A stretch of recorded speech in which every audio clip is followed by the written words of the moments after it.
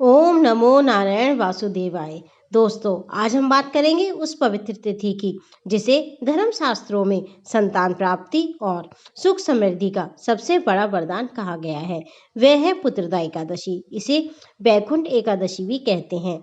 जो भी भक्त सच्चे मन से इस एकादशी के व्रत को करता है, भगवान विष्णु और माता लक्ष्मी उसकी समस्त मनोकामनाएं पूर्ण करते हैं। आइए श्रोतागणों, भक्ति भाव और पूर्ण समर्पण के साथ सुनते हैं पुत्रदा एकादशी व्रत की पावन कथा, जो कि इस प्रकार है। एक दिन अर्जुन ने पूछा, हे कृष्ण, आपने हमें सफला एकादशी का महात्म्य विधि सहित कृतार्थ किया। अब आप पोष माह के व्रत के बारे में हमें समझाइए। उस दिन कौन से देवता का पूजन होता है तथा यह किस विधि से करना चाहिए, इसकी विधि क्या है। इस पर श्री कृष्ण बोले कि हे राजन, पोष मास की शुक्ल पक्ष की एकादशी का नाम है पुत्रदा। इसका पूजन विधि पूर्वक करना चाहिए। इस व्रत में नारायण भगवान की पूजा करनी चाहिए। इस चर और अचर संसार में पुत्रदा एकादशी व्रत के समान अन्य कोई दूसरा व्रत नहीं है। इसके पुण्य से मनुष्य तपस्वी, विद्वान और धनवान होता है। इसकी एक कथा है, उसे आप भक्ति पूर्वक सुनो। भद्रवती नगरी में सुकेतुमान नाम का एक राजा राज्य करता था। वह निसंतान था। उसकी स्त्री का नाम सैव्या था। वह सदैव निपुत्र होने के कारण चिंतित रहती थी। उस पुत्रहीन राजा के पितर रो रो कर पिंड लेते थे। इसके बाद हमें कौन पिंड देगा। उधर राजा को भी बंधु बांधव, मंत्री, मित्र, राज्य, हाथी, घोड़ा आदि किसी से भी संतोष नहीं होता था।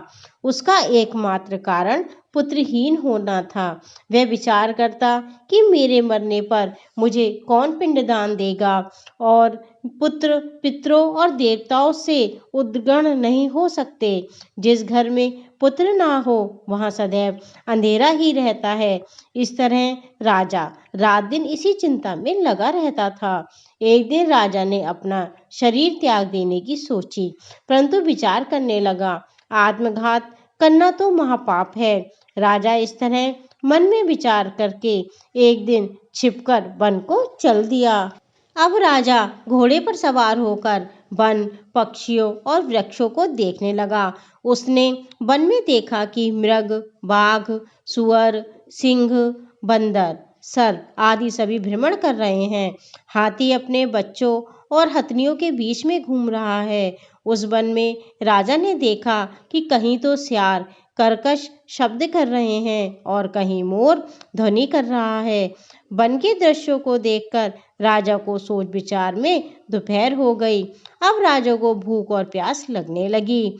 वह सोचने लगा कि मैंने अनेकों यज्ञ किए हैं, ब्राह्मणों को मधुर और अच्छा भोजन कराया है, परंतु फिर भी मुझे ये दुख क्यों मिल रहा है। अब राजा प्यास के कारण बहुत बेचैन होने लगा और पानी की तलाश में आगे जाने पर उसे एक सरोवर मिला।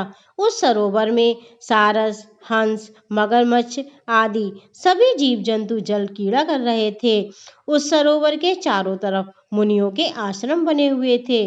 उस समय राजा के दाहिने अंग फड़कने लगे। राजा मन में प्रसन्न होकर सरोवर के किनारे बैठे हुए मुनियों को देखकर घोड़े से उतरा और मुनियों को दंडवत प्रणाम करके उनके सम्मुख बैठ गया। राजा को देखकर मुनिवर बोले कि हे राजा, हम तुमसे अत्यंत प्रसन्न हैं। तुम इस जगह कैसे आए हो, सो हमसे कहो। इस पर राजा ने मुनियों के पूछने पर कहा, मुनीश्वरों, आप कौन हो और यहाँ किस लिए पधारे हो। सो मुनि बोले कि हे राजन, आज पुत्र की इच्छा करने वाले को उत्तम संतान देने वाली पुत्रदा एकादशी है। हम लोग विश्वदेव और इस सरोवर पर स्नान करने आए हैं। इस पर राजा बोला कि हे मुनीश्वर, मेरे भी कोई पुत्र नहीं है। यदि आप मुझसे प्रसन्न हो तो एक पुत्र का वरदान आप मुझे दे दीजिए। मुनि बोले, हे राजन, आज पुत्रदा एकादशी है, आप इसका व्रत करें। भगवान की कृपा से आपके अवश्य ही पुत्र होगा। मुनि के वचनों के अनुसार राजा ने उस दिन पलायन किया और मुनियों को प्रणाम करके अपने महल को वापस आया। रात्रि में रानी ने गर्भ धारण किया और 9 माह के पश्चात उसके उत्तम पुत्र पैदा हुआ। वह राजकुमार बड़ा होने पर अत्यंत वीर, धनवान, यशस्वी और प्रजा पालक हुआ। श्री कृष्ण भगवान बोले कि हे राजन, पुत्र की प्राप्ति के लिए पुत्रदा एकादशी का व्रत करना चाहिए। जो मनुष्य इसका महात्म्य श्रवण व पठन करते हैं उनको स्वर्ग मिलता है। बोलिए एकादशी माता की जय, विष्णु भगवान की जय। अब हम सुनेंगे एकादशी पर सुनी जाने वाली तुलसी मैया की कहानी। एकादशी के दिन तुलसी जी की कहानी सुनने से, पूजा करने से और उनकी सेवा करने से भगवान विष्णु अत्यंत प्रसन्न होते हैं। दोस्तों, एक बार एक परिवार में नंद और भाभी साथ साथ रहा करती थीं। नंद का विवाह अभी नहीं हुआ था। वह तुलसी माता की बहुत सेवा किया करती थी। नियम से तुलसी माता को सींचती और दीपक जलाती थी, लेकिन उसकी भाभी को ये सब बातें बिल्कुल भी अच्छी नहीं लगती थीं।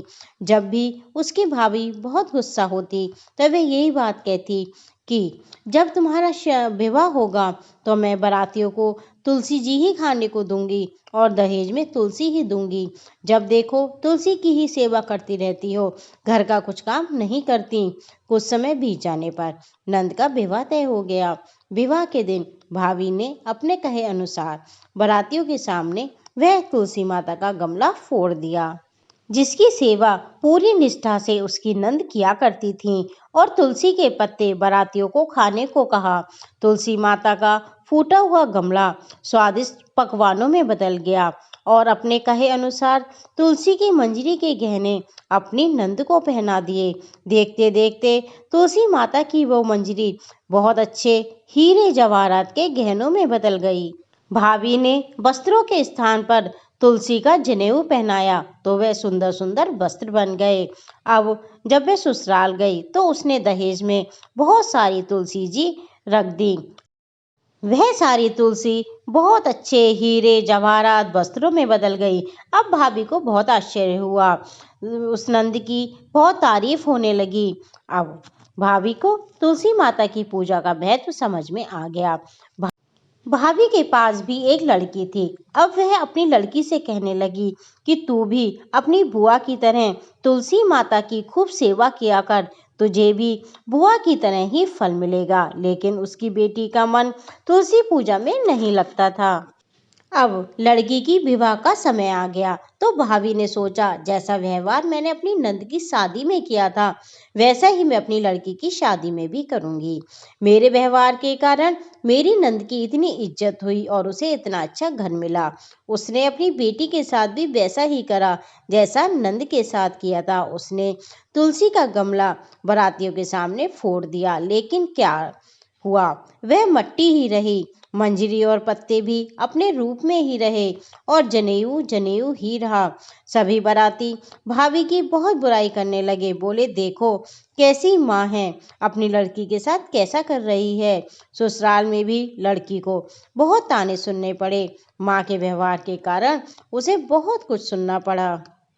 भाभी ने कभी भी नंद को अपने घर नहीं बुलाया था, इसलिए भाई ने सोचा क्यों ना मैं अपनी बहन से मिलाऊं।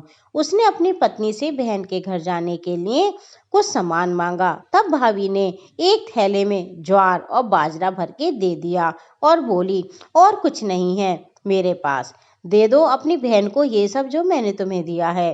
वह दुखी मन से चल दिया और सोचने लगा कि क्या कोई ज्वार बाजरा लेकर भी अपनी बहन से मिलने जाता है। अब वह नगर के समीप जब पहुंचा तब उसने एक गौशाला में वे जौ और बाजरे का थैला गाय के आगे पटक दिया। तब गौपालक ने कहा, अरे भैया ये सोना चांदी गाय के आगे क्यों डाल दिए। भाई ने उसको सारी बात बता दी और सोना चांदी थैले में भरकर बहुत प्रसन्न हुआ और अपनी बहन के घर चल दिया। जब बहन ने देखा कि मेरा भाई आया है तो वह बहुत खुश हुई। इतना सारा गहने सोना चांदी देख के उसके ससुराल जन भी बहुत प्रसन्न हुए। हे तुलसी माता, जैसा आपने नंद को दिया वैसा सभी को देना। बोलो तुलसी माता की जय। चलिए अब सब मिलके करते हैं विष्णु भगवान की आरती। ओम जय जगदीश हरे, स्वामी जय जगदीश हरे। भक्त जनों के संकट क्षण में दूर करें। ओम जय जगदीश हरे। जो धावे फल पावे, दुख विनाशे मन का। स्वामी दुख विन से मन का, सुख संपत्ति घर आवे का, कष्ट मिटे तन का। ओम जय जगदीश हरे। माते पिता तुम मेरे, शरण गहूँ मैं किसकी। स्वामी शरण गहूँ मैं किसकी, तुम बिन और न दूजा, आस करूँ मैं जिसकी। ओम जय जगदीश हरे। तुम्हें पूर्ण परमात्मा, तुम्हें अंतर्यामी। स्वामी तुम्हें अंतर्यामी, पार ब्रह्म परमेश्वर तुम सबके स्वामी। ओम जय जगदीश हरे। तुम करुणा के सागर, तुम्हें पालन करता। स्वामी तुम्हें पालन करता, मैं मूरख खल कामी के पा करो भरता। ओम जय जगदीश हरे। तुम्हें हो एक अगोचर, सबके प्राणपति। स्वामी सबके प्राणपति, किस विध मिलूं दया में, तुम्हें को मैं कुमति। ओम जय जगदीश हरे। दीन बंद दुख हरता, तुम रक्षक मेरे। स्वामी तुम ठाकुर मेरे, अपने हाथ उठाओ, अपनी शरण लगाओ, द्वार में तेरे। ओम जय जगदीश हरे। विषय विकार मिटाओ, पापी हरो देवा। स्वामी कष्ट हरो देवा, श्रद्धा भक्ति बढ़ाओ, संत की सेवा। ओम जय जगदीश हरे। श्री जगदीश की आरती जो कोई नर गावे, बाबा प्रेम सहित गावे। कहत शिवानंद स्वामी, कहते हरि हर स्वामी, मन वांछित फल पावे। ओम जय जगदीश हरे। स्वामी जय जगदीश हरे।